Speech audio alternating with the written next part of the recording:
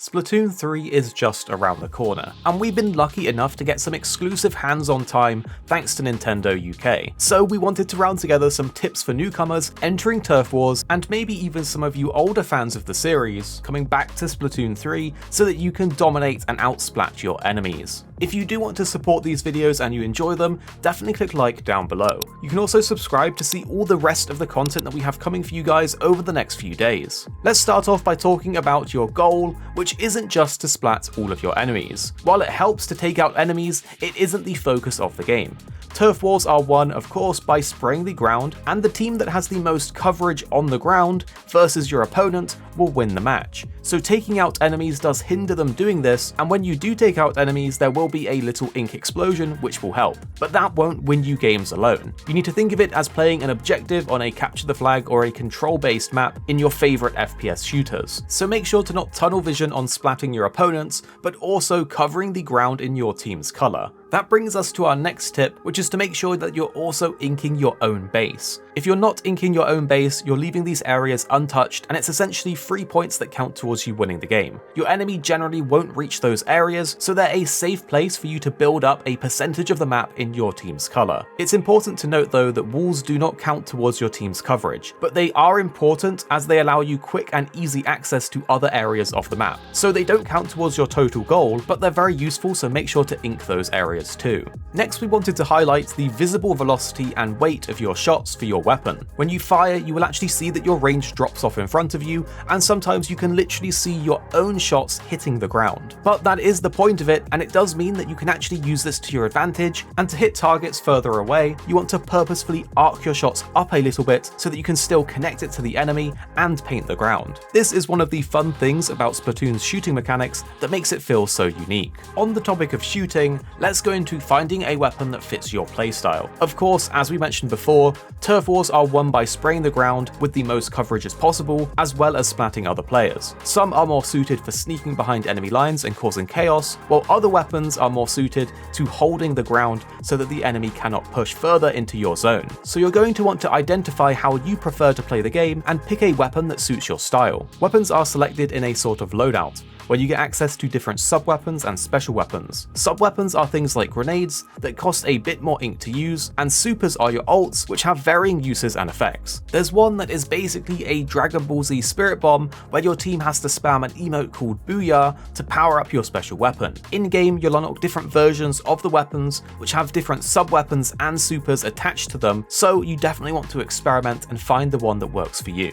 Next, you will definitely want to be paying attention to your special weapon meter. Supers are your specials like Crab, the Killer Whale 5.1, and the Booyah Bomb. They shouldn't really be held on for too long, as you're then preventing yourself from charging up the next one. These moves are generally super powerful and often lead to easily defeating your enemies, so once you have them ready, try to synchronize or find the best moment to use them, but don't hold on to them because it's just a waste and you might not get to use it again later on in the match. Next is to remember that you can use the ink to be tactical. Ink on the ground is super useful, and it allows you to travel faster and more discreetly. This means that you can sneak behind enemy lines, paint areas of their base so that your team has more coverage, and then attack their players from the back, which often leads to them being flanked, and you get a few easy splats in. So always remember to use the ink to your advantage. But next, also remember to use your surroundings. The maps have a lot of verticality to them, which means they can be accessed by swimming up the walls. Like we mentioned earlier, it doesn't give you coverage, but they're very useful for traversal. You should use this additional height to launch ink even further across the map and get a better view of the battlefield. It sounds obvious, but it's even more important when you take into account the bullet velocity and drop. So if you're wondering what to do in a match and you're not quite sure where to go, use the high ground so that you can see the battlefield easier and maybe even get some more coverage for your team. Next is to remember to always top up your ink outside of combat. It's really easy to struggle to manage your ink, and that's essentially your ammo in the game. It's super important not just for taking out enemies, but also for painting the terrain so you can actually win the match. You refill your ammo by going into squid form in an area that has your own team's ink. So getting into a rhythm of when to refill is super important. You want to make sure that you're never in a situation where you're left with no ink and there's no areas of ink around you to refill. On top of that, remember that you also move faster and more discreetly when you're in the ink. so definitely use this to your advantage and consider flanking enemies or looking for areas of the map to paint while you're reloading in your ink. Next is a new feature to use the squid roll and the squid surge. There's essentially two things that you need to know.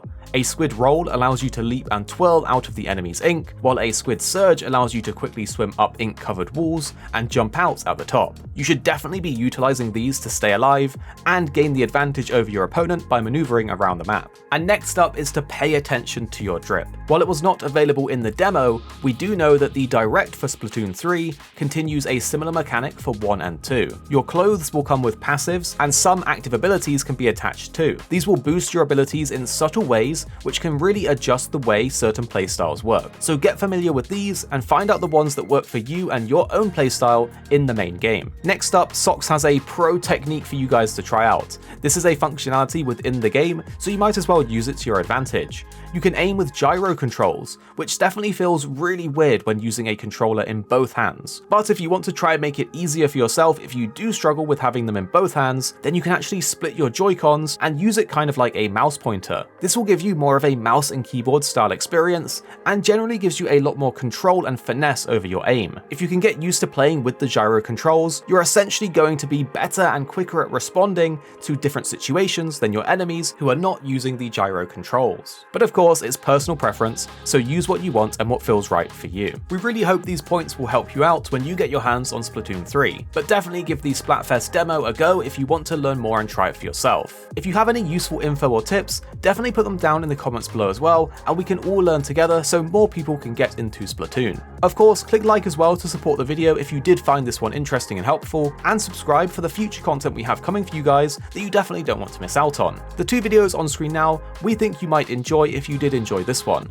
so you can check them out if you want to. They'll be on the screen, just give them a click.